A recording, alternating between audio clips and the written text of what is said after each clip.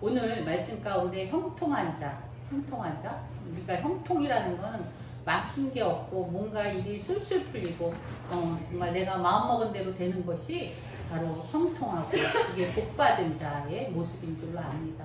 그런데 우리는 그것이 복이라 생각하고 그래 뭔가 내 뜻대로 되어지고 내 뜻대로 가져지고 이것이 복이라 말하며 복 받으라고 이런 복을 받으라고 얘기하지만 우리 믿는 자에게 복은 또 다르게 얘기하고 있습니다. 다르게 마태복음에 보면 그 산상수훈의 복받은 자들의 모습이 참 마음이 가난한 자, 심령이 가난한 자, 애통하는 자, 의를 위해서 핍박을 받는 자, 이렇게 볼 때 이것이 우리 예수님께서 가르쳐준 우리의 복입니다. 이게 복이라면 제가 처음에 이 산상수훈을 들을 때 이게 왜 복이지? 이제 제가 이렇게 믿음이 처음 이제 믿고 말씀을 볼 때 이게 복이라고 이제 이러는데 심령이 가난하고 애통도 해야 되고 핍박도 받아야 되는 것이 복이라고 그 말씀이 참 이해가 안 갔어요. 믿는 사람은 이렇게 사는 게 복인가? 이게 뭐지? 이게 복이라면 참 이게 쉬운 길은 아니겠다 이런 생각을 했던 적이 있습니다. 근데 그렇게 오늘 말씀 가운데 형통한 자이지만 또 이 요셉이 형통이 정말 우리가 생각하는 그 형통이 아니라는 것입니다. 그래서 이 요셉의 얘기를 보면 우리가 너무도 잘 아는 얘기라 이제 그 요셉은 야곱의 아주 사랑하는 11번째 아들 라헬을 통해서 낳은 아들입니다. 그래서 지금 제가 창세기 지금 계속 가고 있는데 우리 큐티 가운데 말씀 가운데 계속 창세기 말씀을 봐서 아마 아브라함, 이삭, 야곱 12소생 요셉의 얘기를 잘 알고 계시리라 생각합니다. 근데 이 요셉은 라헬의 11번째 아들로 엄청 사랑을 받는 그래야 정말 그가 너무 예뻐서 정말 그 아들만 채색 옷을 입히는 그래야므로 그 형제들에게 무지무지한 그 미움과 핍박을 받게 돼서 결국은 노예로 팔려가는 그 지경까지 이르렀습니다. 근데 오늘 본문이 바로 그 다음 장에 있는 39장에 이러한 어려운 환경이고 이 요셉이 보디발의 그 이집트의 보디발의 그 장군의 집에 보디발의 그 집에 팔려갔더라 이러면서 하나님이 함께 하심으로 형통하였다 이렇게 2절 가운데 얘기하고 있습니다. 근데 정말 이해가 되지 않죠. 무슨 노예로 팔려간 게 하나님의 형통하심일까? 아마 그냥 우리는 앞으로 이제 13년 후에 엄청 잘 되니까 그냥 그 얘기인가 하고 그냥 지나가기 쉬운 요절입니다. 그래 앞으로 잘 될 거니까 우리는 얘기를 다 꿰고 있으니까 그래 앞으로 잘 될 거야. 이 사람 막 국무총리처럼 돼갖고 못 먹는 사람 밥도 막 밥 먹게 창고도 열어주고 엄청난 일을 한 그런 사람이니까 그 얘기를 하나? 그렇지만 이 시점 오늘의 말씀 가운데 2절의 시점은 그 시점이 아니었습니다. 엄청 정말 어떻게 살아나가야 될지 우리가 이제 이 장면을 보면서 이 요셉의 마음은 어땠을까? 그렇게 사랑받고 정말 아버지가 위하고 그러는 가운데 정말 채색 옷을 입고 그러고 살다가 어느 한순간 그 알지도 못하는 땅 가운데 그 막막함이란 우리가 아마 헤아려 보지 못할 것 같아요. 그 어려움, 마음의 어려움은 그렇지만 이때 이 자가 형통한 자라고 지금 복 있는 자라고 그 원인이 이유가 하나님이 함께 하심으로 형통한 자였더라 이렇게 2절에 얘기하고 있습니다. 그래서 우리가 지금 얘기하고 있는 형통함은 뭔가 다른 형통함입니다. 그래서 그 형통함이 오늘 무엇인지 그렇습니다. 우리는 형통함이랑 그저 많이 뭘 갖고 정말 부귀영화 만수무강 뭔가 많이 갖고 이렇게 산 사람을 형통하다 이렇게 표현하지만 우리 성경에서는 그렇게 표현하지 않습니다. 형통함은 하나님이 함께 하실 때 우리가 형통하다. 근데 우리가 또 잘못 생각하는 건 하나님이 함께 하시는 건 우리가 항상 잘 될 땐 하나님이 함께 하세요. 정말 내가 이렇게 잘 된 건 하나님께 다 영광 올려요. 하나님께 다 정말 이 복받은 거예요. 이렇게 얘기하지만 내가 안 되고 힘들 때는 저는 그런 말을 이렇게 사용하고 이런 사람은 정말 큰 믿음의 소유자라고 생각해요. 내가 안 되고 힘들고 어렵고 이럴 때 내가 하나님과 함께해서 이런 상황에 있어요. 이런 사람은 아직까지는 제가 못 봤어요. 이제 믿음의 사람들은 지나고 나니까 그 시간이 그런 하나님의 은혜의 시간이었다. 하나님께서 나를 붙드시는 그 형통함의 첫걸음이었다. 이런 간증은 제가 들어도 그 시기를 지나가면서 내가 이렇게 복받아서 고생하고 있고 내가 이렇게 해서 지금 하나님의 그 길에 있어요. 이런 믿음의 고백은 참 듣기 어려운 고백입니다. 근데 여기는 고생의 시작 가운데 그 얘기가 나오고 있습니다. 하나님께서 함께 하심으로 내가 형통한 자가 되었다. 그래서 형통은 우리가 아는 것처럼 꼭 내가 잘 나갈 때 내가 무병장수하고 많은 걸 가져서 내가 형통하다 이 얘기가 아니라는 것입니다. 내가 하나님의 붙들림, 하나님과 함께 하심 그 시작점에 있을 때 내가 형통하였다 이렇게 할 수 있는 것입니다. 그래서 우리도 지금 어려운 코로나 오늘 주권사님 기도해 주셨듯이 어려운 코로나 그런 기간 가운데 있습니다. 마음들이 참 어렵고 점점 확산되어지고 이렇다고 그러지만 이 시간 가운데서도 하나님이 나를 잡고 나와 함께 하심으로 내가 이 기간 동안 정말 하나님을 더욱더 바라는 그 시간으로 하나님을 더욱더 기대하는 그 시간으로 할 때 우리는 바로 형통한 자입니다. 그러나 이거를 그냥 사실적으로 어떤 객관적으로 사실만 인정하면 우리는 그저 불안하고 그저 불안에 떠는 자에 그칩니다. 그러나 믿음의 자는 하나님의 형통하신 그 시간, 하나님이 붙드시는 하나님이 함께 하시는 시간을 내가 알 수 있다는 것. 그것이 꼭 내가 좋은 시절 가운데 고백하는 것이 아니라 이 어려운 시절 내가 정말 힘든 가운데 내가 하나님이 함께 하십니다. 이 시간이 바로 하나님이 함께 하심으로 내가 형통한 자였더라 이렇게 고백할 수 있는 시간이 우리 성도 여러분도 되어지기를 원합니다. 그저 내가 두렵고 불안하였다 그 시간 가운데가 아니라 내가 하나님을 소망함으로 그 시간이 내 안에 그래도 하나님과 더 가까이 만나고 더 가까이 갈 수 있는 시간이었기에 내가 정말 그 믿음으로 안위받았다. 그래서 내가 요동치 아니하였다. 내 믿음에 요동치 아니하였다. 주님과 더욱더 깊은 교제 가운데 있었다. 이 고백을 할 수 있으면 그 자가 바로 형통한 자입니다. 그래서 우리가 형통은 내가 많이 먹고 많이 가져서가 아니라 이렇게 하나님의 붙들림의 시작점에 내가 있을 때 내가 그 형통을 고백하는 것입니다. 그래서 오늘 보면은 어떠한 처지나 어떠한 형편에도 하나님이 함께 하심으로 내가 형통한 자가 되었다는 그 고백이 있기를 원합니다. 그래서 이렇게 요셉은 그렇게 그 형통한 가운데 있었습니다. 함께 하심에 형통한 가운데 있습니다. 근데 함께 하신다는 것은 같이 반응하는 거예요. 그냥 우리는 다 함께 하신답니다. 이미 하나님께서 우리를 택하시고 자녀 삼아 주시고 하나님 나라의 백성 삼아 주셔서 우리는 함께 된 자지만 내가 반응을 안 하면 그저 하나님의 원사이드 러브로 끝나지만 함께 하였다는 건 나도 그 앞에서 행하는 그것이 있을 때 함께 하는 자가 되는 것입니다. 그래서 여기서 보면 3절 가운데서도 그의 주인이 여호와께서 그와 함께 하심을 보며 또 여호와께서 그의 범사에 형통하게 하심을 보았더라. 이렇게 보여지는 게 있다는 거예요. 믿음의 자, 형통한 자, 하나님이 함께 하신 자는 분명히 삶 가운데 보여지는 게 분명히 있다는 것입니다. 이 사람들은 그의 형통함을 보았습니다. 함께 하심을 보았습니다. 이것은 그냥 마음으로 추측해서 저 사람 믿음이 좋은가 봐가 아니라는 거예요.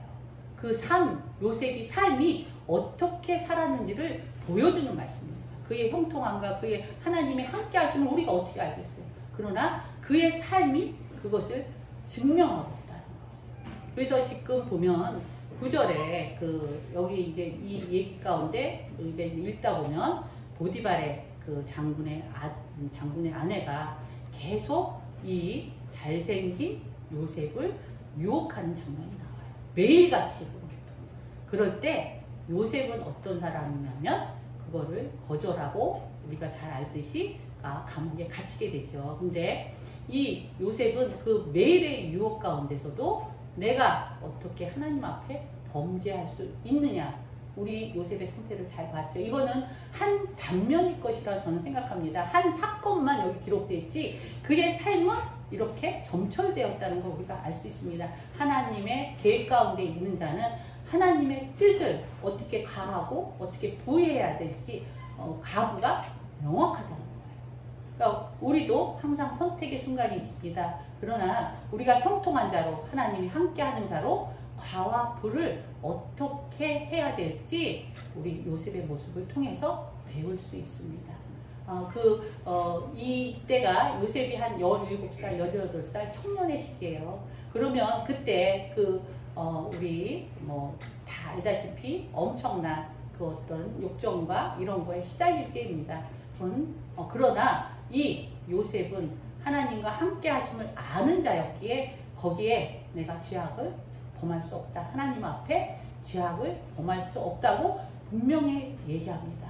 이것이 바로 요셉의 모습이었습니다. 그러면 우리가 이런 상황은 나한테는 안 닥쳐. 나를 누가 유혹 안 해. 이러니까 난 이런 거 각오할 필요 없어가 아니라 이것은 제가 조금 전에 말씀드렸듯이 한 장면이고 한 단면입니다. 우리의 삶 가운데는 계속 우리를 시험하는 물음들이 있다는 것입니다. 그럴 때 우리가 정말 하나님이 함께하는 자로 어떻게 예스하고 어떻게 노해야 될지 아는 것이 바로 형통한 자의 모습이라는 것입니다. 그래서 제가 이제 이거를 이제 예화를 찾다가 예화를 찾는 것보다도 내 삶 가운데 이제 어떻게 보여지는지, 믿는 자가 어떻게 보여지는지 그거를 찾다 보니까 제가 목사님이 필라델피아에서 유학하실 때 그때 이제 목사님이 이제 설교 가운데서도 얘기하시지만 정말 깻잎 갖고 가셨을 때 미국의 깻잎을 그냥 한 통을 지고 이만한 통으로 우리 외할머니가 해주셔서 한 통을 가져가서 몇 달을 드시고 저랑 상봉하고 이제 어려웠죠, 유학생들은. 그러니까 제가 이제 생선가게를 가게 돼요. 어떤 생선가게냐면 흑인 동네의 생선가게예요. 흑인 동네의 생선가게고 부부는 한국 부부였어요. 근데 아주 부인이 엄청 열심히 하는 거예요. 근데 이 분은 아주 똑순이로 열심히 사는 분이었는데 이 분이 누구를 구하냐면 믿는 사람을 구하는 거예요. 왜? 이분은 안 믿는 사람이었어요. 근데 믿는 사람을 구해요. 그래서 사모면 더 좋겠다. 근데 이 당시에 보통 저만 일을 나가는 게 아니라 그 유학생들의 신학생들, 특별히 신학생들은 사모들이 거짓 나가서 일을 해요. 근데 인기가 좋았던 건 믿는 사람. 왜냐면 그 믿는 사람의 주인이 있다는 거예요. 그 주인이 무서워서라도 엄한 짓을 못한다는 거예요. 그분들은 믿음을 그렇게 이해해요. 믿는 주인이 있는데 그 주인이 무서워서 이상한 짓을 못한다. 그러니까 이 사모가 좋다. 그래갖고 사모들의 인기가 엄청 알바 세계에서는 엄청 좋은 것입니다. 그래서 이제 일자리는 걱정 없이 나갈 수가 있는 거예요. 일자리 구하는 건 어려움이 없어요. 그러다 이렇게 어렵게 하다 보면 말이 조금 튀면 이제 조금 말 되는 데 가서 하고 이렇지만 보통 다 캐셔 일을 하는 거예요. 돈을 만지는 일. 돈하고 관계되는 일은 사모들이 하고 있는 거예요. 어느 가게든지. 그래서 인기가 좋아서 이제 그곳에서 일하는데 이렇듯 이 믿지 않는 자도 이 하나님이 함께하는 자는 뭔지 잘 모르지만 그 와중에도 안다는 거예요. 그래서 제가 그때 당시에 저도 어떤 믿음을 갖고 그런 게 아니라 그래도 정직하게 해야 된다 그래서 1펜이죠. 1페니까지 제가 그 금전 등록기하고 똑같이 맞춰서 드리려고 엄청 애를 썼어요. 그러니까 제 오차의 범위는 5페니를 안 벗어나는 범위에서 마감을 칩니다. 그러면 너무 그 주인이 너무 좋아해요. 엄청 좋아하면서 갈 때 생선을 그게 내일 못 팔 건지 몰라도 엄청 많이 싸주시는 거예요. 그래서 그 당시에 그게 얼마나 귀했는지 생선은 그렇게 싸지가 않아요, 미국은. 근데 그 비싼 광어 막 이런 거, 그리고 무슨 알 뭐 이렇게 해갖고 엄청 많이 싸줘서 그때 참 제가 좋아하는 생선을 엄청 많이 먹었던 제 생애 가운데 엄청 매일매일 먹었던 그 기억이 있습니다. 근데 그때는 제가 이게 저의 형통함인지 몰랐어요. 그냥 고생이라고 생각을 했어요. 그러니까 이 고생과 형통함의 차이는 한 끗 차이입니다. 내가 하나님의 계획 가운데 있다. 이 일 또한 내가 또 이 일 가운데 하나님의 계획 가운데 있다. 하나님 선하신 하나님의 그 길을 믿으며 나는 오늘도 나간다. 이 고백이 있었으면 이거는 바로 형통한 자의 모습이었습니다. 근데 그 고백 없이 오늘도 너무 힘들다. 이렇게 그냥 이렇게 오늘 사람이 많은 거야. 그냥 여기 왜 이렇게 사람이 많은 거야? 오늘 내일 좀 사람이 좀 적으면 내가 좀 편할까? 이런 모습이 바로 하나님의 함께 하심이 없는 자의 모습입니다. 그러니까 형통함과 또 이렇게 그냥 세상적인 생각으로 할 때 그것은 바로 고생으로 끝난다는 거예요. 그렇지만 이 시간 가운데 나를 도우신 하나님, 나를 선하신 길로 인도하시는 하나님, 그 믿음의 고백이 있었다면 나는 바로 그 시간이 복된 자였을 것이라는 것입니다.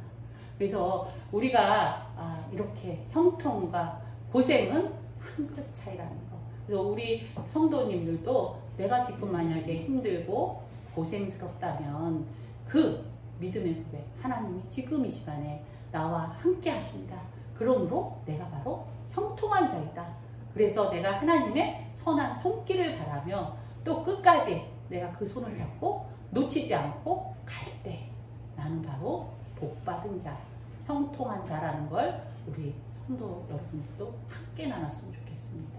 그래서 내가 정말 그 시간, 그 어렸을 때 정말 풋풋하고 믿음이 없을 때는 그게 고생이었는 줄 알았지만 지금 와서 어저께 또 이제 이 원고를 작성하면서 그래, 그때가 바로 내가 형통한 자였구나. 그렇게 근데 내가 그거를 몰라서 그렇게 고생했다. 지금 보면 그 시간도 아름다워요. 고생이 아니라 참 하나님이 함께한, 지나고 나서 안다고 그랬죠 저희가. 근데 지나고 나서 생각하니까 그 시간 동안 하나님이 붙드시고 정말 목사님도 끝까지 공부할 수 있도록 도와주셨고, 그 시간 또 저희가 나가서 뭔가 또 생산적인 일을 해서 약간이라도 보탬이 될 수 있었고, 이게 다 하나님의 손길 아래 있었는데 그때는 돈이 많으면 이 고생 안 할 텐데 그냥 나가서 그냥 쇼핑몰이나 돌아다닐 텐데, 근데 이런 생각을 했던 건 바로 고생하는 자의 모습이었다는 것입니다. 그래서 오늘 저희들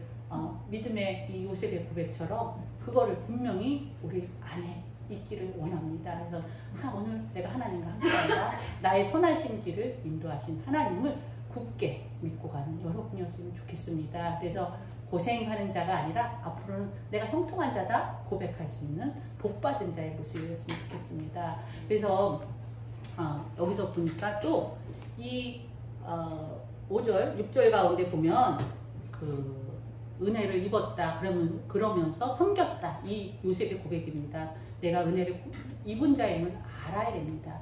하나님의 은혜를 입은 자, 그러므로 내가 그 주인을 섬겼다. 우리 모습이 드러나죠. 어떻게 섬겼을지. 그렇듯이 우리가 처한 상황 가운데 정말 또 진심을 다해서 또 일하고 임할 때 그것이 바로 하나님이 임한 곳입니다.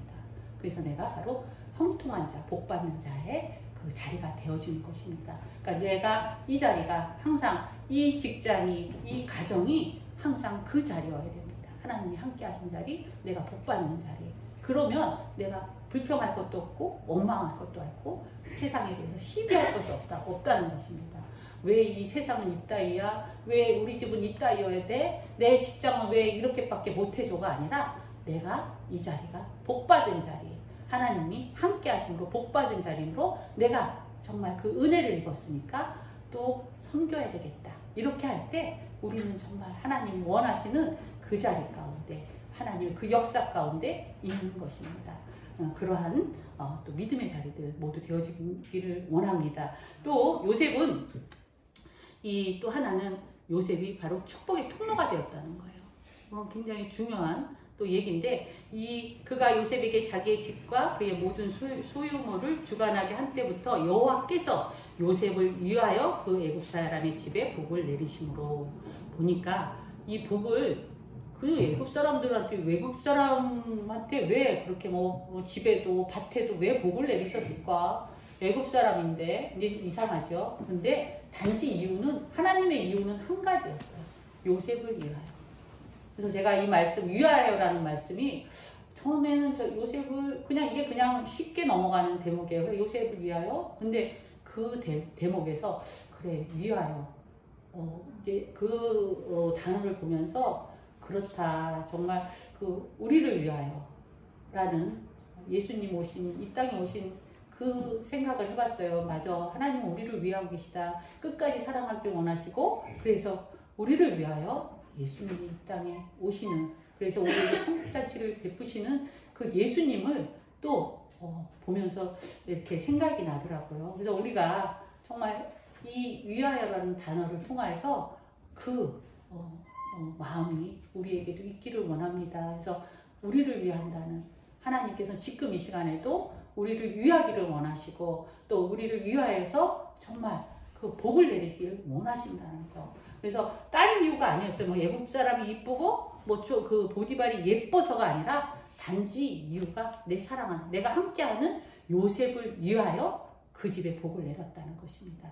그래서 우리가 속한 곳에 우리가 하나님과 함께할 때 우리를 위하여 그 주변에 복을 내리게 된다는 것입니다. 그러니까 그 믿음의 고백으로 있을 때 우리가 내가 하나님과 함께합니다. 이 고백이 있을 때 나와 함께 된 이 직장, 이 교회가 복을 받는 이유는 나를 위하여 하나님께서 복 주시겠다는 얘기입니다. 그래서 꼭 우리 성도 여러분들도 꼭 나를 위하여 라는 그 말씀이 오늘 귀에 쟁쟁하기를 원합니다. 내 뇌리에 쟁쟁하길 원합니다. 하나님의 그 깊으신 사랑, 나를 위하는구나. 나를 위해서 예수님이 이 땅에 보내셨다는 거 정말 이렇게 생각할 때는 이럴 때는 저도 정말 복받치는 43장 우리 큐티 할 때 복받쳐 요셉이 울죠. 그래서 저도 나도 복받쳐 울어야 되는데 그럴 때 같이 겹치는 게 나를 위하여.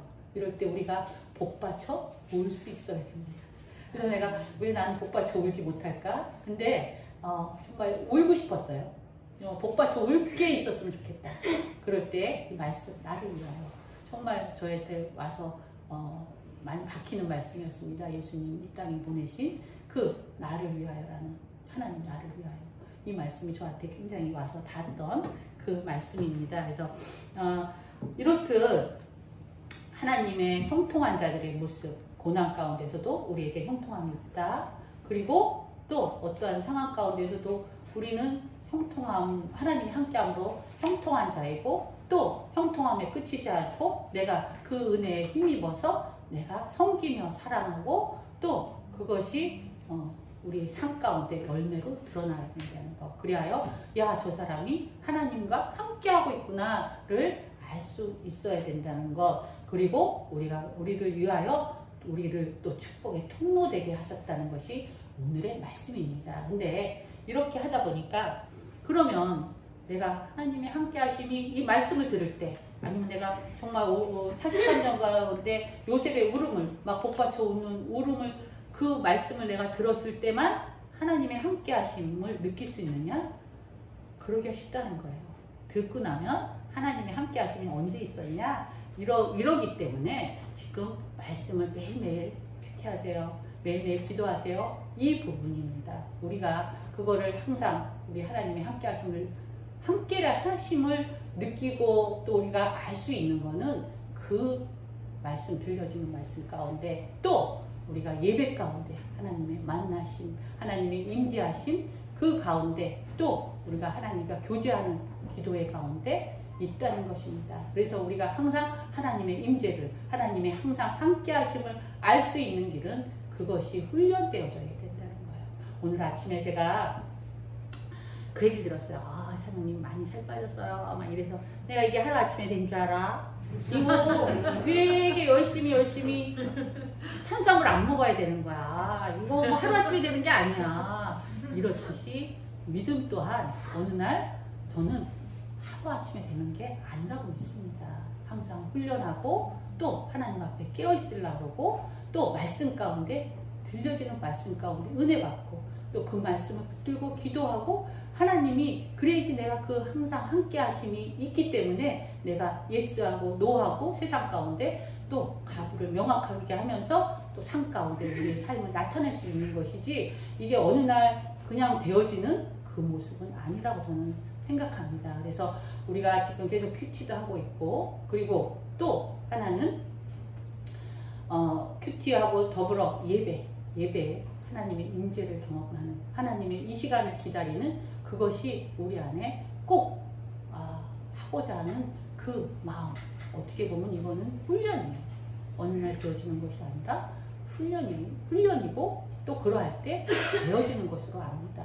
그냥 뚝 떨어지는 하나님의 함께 하심이 아니라 우리가 또 이렇게 말씀 가운데 있고자 할 때 들려주는 그날의 말씀이 있고 또 주일 가운데 또 주일 성수함으로 예배 시간에 만나는 그 은혜가 또 있는 줄로 압니다. 그리고 그 말씀을 붙들고 기도할 때 항상 하나님의 살아계심과 항상 함께 하심을 우리가 느낄 수 있는 것입니다. 그래서 오늘 또 보니까 제가 이제 이렇게 이제 만약에 말씀이 준비되어지면 저는 제 간증이 짧고 이렇기 때문에 간증이나 이런 걸 엄청 많이 보려고 그래요. 그게 살아있는 어떤 하나님의 역사시기 때문에 간증을 이렇게 좀 자주 보려고 그러는데 제가 이렇게 쭉 보다 보니까 그 BY라고 있잖아요. 그 래퍼예요. 래퍼. 아마 모르시는 분도 있을 거예요.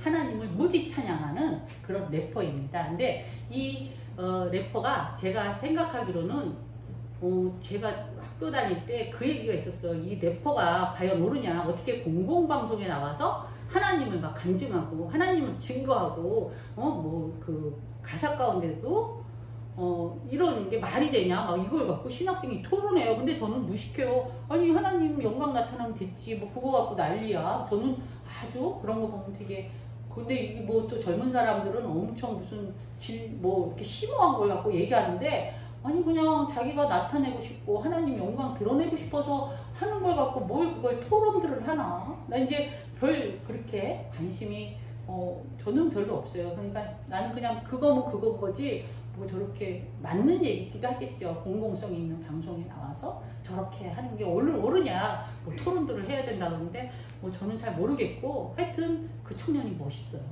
이제 그렇게 하는 게 저는 멋있어 보이고. 그런데 이분이 그 수상식에서 그 얘기를 해요.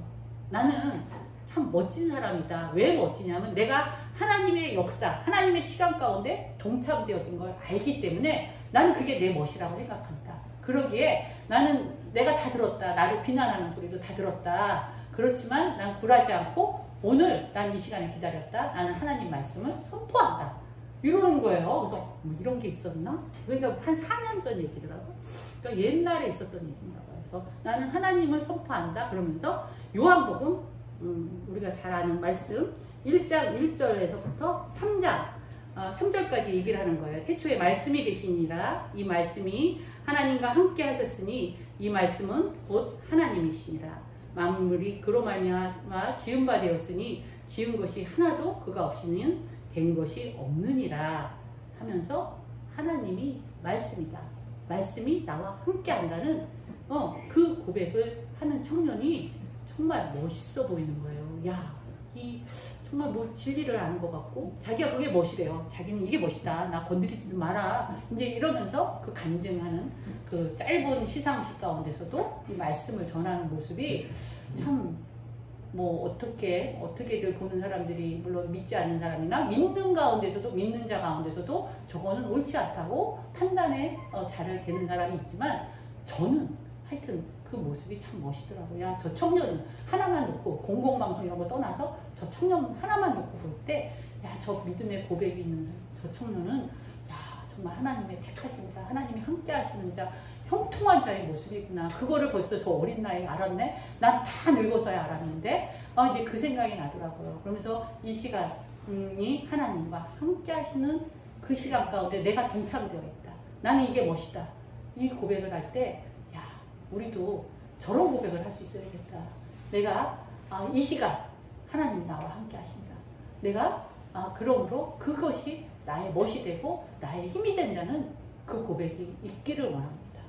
그래서 정말 난 어렵다, 난 힘들다가 아니라 나와 함께 하시는 하나님을 높이며 찬양합니다. 이런 우리 믿음의 고백들이 있는 우리 성도님들 모두 되기를 기도하고 축복합니다. 오늘 말씀 마치겠습니다.